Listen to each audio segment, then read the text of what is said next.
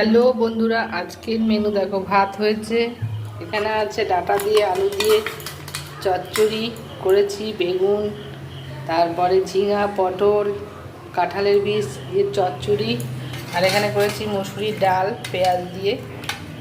এই যে ডালটা এখানে বেড়েছি। আর এখানে আছে ডাঁটা শাক, বাড়ির ডাঁটা। আর এই যে ওর খাবার বেড়েছি, শাক চচ্চড়ি ভাত দিয়ে বেড়েছি কর্তা মশাইয়ের। আর এখানে আছে চাটনি, দেখো চাটনিটা কি সুন্দর জেলি জেলি হয়ে গেছে। আমরা আর আম দিয়ে চাটনি করেছি। আজকে মাছও নেই, মাংসও নেই, কিন্তু চাটনি হয়েছে। মাছ মাংস হলে চাটনি হলে খেতে ভালো লাগে। তো যাই হোক, আমটা ছিল, পেকে গেছে, চাটনি করে ফেললাম। চাটনি, শাক, ডাল, চচ্চড়ি, আর এই যে কর্তা মশাইয়ের খাবার বেড়েছি। এই হচ্ছে আজকের মেনু। তো চলো।